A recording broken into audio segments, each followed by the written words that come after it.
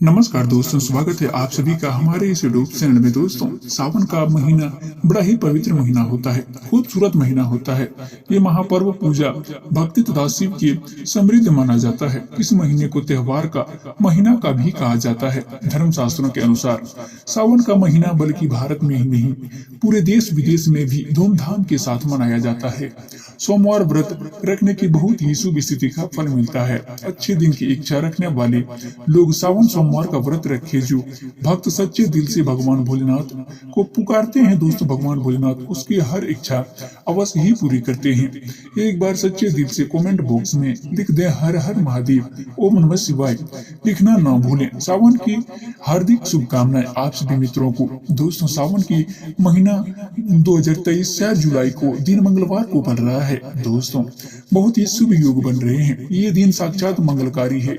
इस दिन भगवान आप सभी की पूजा अवश्य करिए। दोस्तों, 4 जुलाई से शुरू होने जा रहे हैं इस सावन महाशिव में इस बार शिव जी की अत्यधिक दोस्तों कृपा बरसाने वाली है, क्योंकि इस साल सावन में 8 सोमवार व्रत पड़ने जा रहे हैं। दोस्तों, बता दें कि इसी पुरुषोत्तम मास की वजह से इस बार 4 नहीं बल्कि 8 सोमवार के व्रत किए जाएंगे।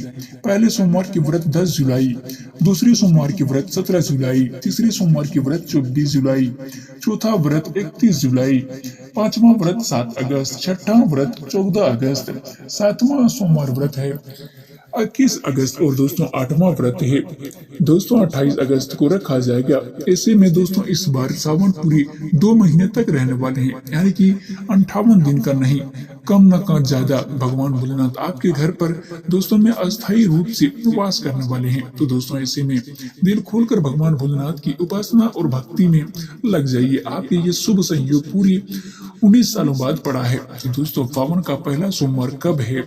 दोस्तों, सावन का महीना का पहला सोमवार 10 जुलाई को पड़ेगा। इस दिन आप सभी व्रत अवश्य रखें। भगवान भोलेनाथ की आप सभी को मनोकामनाएं अवश्य ही पूर्ण करेंगे। दोस्तों, सावन की समाप्ति होगी 31 अगस्त को दोस्तों, और रक्षाबंधन का त्योहार भी माना जाएगा। 31 अगस्त बुधवार को दिन सावन की समाप्ति होने से एक दिन पहले रक्षाबंधन का पर्व मनाया जाएगा। दोस्तों, क्या आप यह बात जानते हैं कि सावन के पवित्र महीने में 5 गलतियां कभी नहीं करनी चाहिए? नहीं तो भगवान भोलेनाथ ने 3 चीजों को दोस्तों और सोमवार के व्रत में नहीं चढ़ानी चाहिए। साथ ही साथ दोस्तों ये 3 महिलाओं को सावन के व्रत कभी भी नहीं करनी चाहिए, और दोस्तों आप पाप घनघोर के भागी बनते हैं और दोस्तों घर बर्बाद हो जाती हैं। तो मित्रों, चलिए जानते हैं कि दोस्तों सावन में कौन कौन सी गलतियां नहीं करनी चाहिए जो कि शिव जी नाराज हो जाते हैं। आइए दोस्तों ये सभी भी जान लेते हैं। बता दें कि दोस्तों सावन के पवित्र महीने में सुबह जल्दी उठ जाना चाहिए दोस्तों, और नहीं तो दोस्तों शिव जी नाराज हो जाएंगे। सावन के महीने में हरी सब्जी दूषित हो जाते हैं, इसलिए देखकर खाना चाहिए। इसमें कीड़े मकोड़े ज्यादातर हो जाते हैं, वो अपने मुंह में चले जाते हैं और दोस्तों आपको काफी जल्दी बीमार भी पड़ जाते हैं। तो सावन में दोस्तों व्यंजन खाने से बचना चाहिए, नहीं तो भगवान शिव जी नाराज हो जाते हैं। इस पवित्र महीने में पति पत्नी को दूरी बनाकर रखना अति आवश्यक होती है। यदि आप व्रत नहीं करते हैं तो दोस्तों आपको भगवान शिव हमेशा आपसे नाराज हो सकते हैं, और दोस्तों ऐसे में दोस्तों आपको शारीरिक रिश्ता बनने भी रोकना चाहिए। दोस्तों स्वयं रखना चाहिए। दोस्तों सावन के पवित्र महीने में घर में रोना धोना नहीं चाहिए। सदैव दोस्तों आप लोग को खुशी रहना चाहिए। भगवान शिव बहुत ही प्रसन्न हो जाते हैं और आपको मालामाल कर देते हैं। दोस्तों भगवान भोलेनाथ सावन के महीने में गलती से भी दोस्तों मांस मत खाना, मदिरा मत पीना, नहीं तो दोस्तों बता दें कि आपको पूरे घनघोर पाप लगेंगे। लहसुन प्याज भी मत खाएं। इस पवित्र महीने में सावन के महीने में दोस्तों खाने से मनुष्य को पाप लगता है और दोस्तों नरक में भी जाना पड़ता है। घर के किसी भी सदस्य को दोस्तों चूंकि आदि नहीं करनी चाहिए, नफरत नहीं फैलानी चाहिए। दोस्तों घर में साफ सफाई रखनी चाहिए, सुबह जल्दी उठ जाना चाहिए और दोस्तों रात में जल्दी से सो जाना चाहिए। सावन के महीने में बाल नाखून आदि नहीं काटने चाहिए। दोस्तों बता दें इससे आपको पाप का भागीदारी बनते हैं और भगवान शिव जी क्रोधित हो जाते हैं। सावन के महीने से पहले दोस्तों मीठा बोलने वाला मनुष्य भगवान शिव की कृपा दोस्तों पा लेते हैं। व्यक्ति जल्दी से करोड़पति बन जाते हैं, क्योंकि उसके ऊपर भगवान शिव का आशीर्वाद बना हुआ होता है। सावन सामर्थ्य जितना हो सके गरीबों की सेवा करें, भंडारा भी कराएं, गरीबों को कपड़ा आदि बांटें। भगवान शिव उस मनुष्य को पल भर में धनवान बना देते हैं। सावन का इस पवित्र महीने में गरीबों को खाली हाथ न जाने दें। और दोस्तों, पालतू जानवरों को भी अवश्य रोटी, दान, पान अवश्य खिलाएं। दोस्तों, क्या पता उस गरीब के रूप में आपको फिर दोस्तों जानवरों के रूप में भगवान शिव हो, तो दोस्तों भगवान शिव को आपको किसी के भी रूप में दर्शन भी दे सकते हैं। तो दोस्तों, ईश्वर किसी के भी रूप में आपको परीक्षा लेने के लिए भी धरती पर आ सकते हैं। आगे आपकी मर्जी। दोस्तों, बता दें कि अब आपको चाहे कुछ भी हो जाए, लेकिन भगवान शिव के पास आखिरकार कौन सी ऐसी 5 चीजें हैं जो आपको नहीं करनी चाहिए। दोस्तों, आप सभी को बता दें कि यदि आप इन 5 की चीजों को रख देते हैं तो आपको व्रत भी टूट सकता है, व्रत खंडित भी आप हो सकता है और आप पाप का भागीदारी भी बन सकते हैं। ये 5 चीजें गलती से भी नहीं करनी चाहिए, नहीं तो दोस्तों आपका व्रत टूट जाएगा। दोस्तों, शिव जी हो जाते हैं नाराज। तो दोस्तों चलिए जान लेते हैं।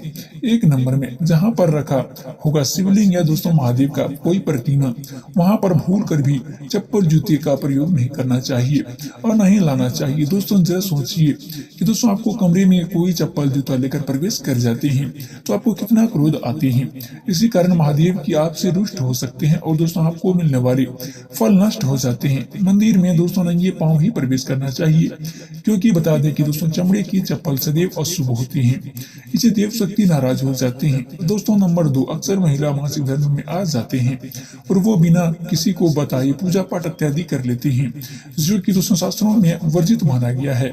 यह समय महिलाओं को जानकर भी इन अनजान में दोस्तों नहीं बनना चाहिए। यदि आपको मासिक पीड़ा है तो दोस्तों घर पर बने मंदिर में या दोस्तों फिर बाहर मंदिर में कभी भी प्रवेश नहीं करना चाहिए। इससे देव शक्तियां नाराज होकर आपसे क्रोधित हो सकते हैं और ऐसे समय में शिवलिंग को छूना घोर पाप का सम्मान माना गया है। जरा सोचिए, ऐसी स्त्री अवस्था में जब महिलाओं को पीड़ा होती है, तकलीफ होती है, तो जरा सोचिए ईश्वर को भी बुरा लग जाते हैं। इसलिए महिलाओं को ऐसी अवस्था में मंदिर यात्रा, घर में दोस्तों पूजा पाठ, भगवान की प्रतिमा को छूना या फिर तुलसी में पानी भी नहीं डालना चाहिए। तुलसी का पौधा भी मुरझा जाता है और सूखने लगता है, देव शक्तियां नाराज हो जाती है और दोस्तों लाजमी है या फिर घर में कोई कंगाली और गरीबी, लड़ाई झगड़े होने लगते हैं। ऐसे में कभी भी गलत मत करिएगा। नंबर दोस्तों 3, शास्त्रों में बताया गया है जहाँ पर होता है शिवलिंग, वहां पर दोस्तों सभी शक्तियां सक्रिय रहती है। यदि घर में होता है शिवलिंग तो वहां उस वक्त में दोस्तों मनुष्य को महादेव की कृपा सदैव पा लेते हैं। वास्तुशास्त्र के अनुसार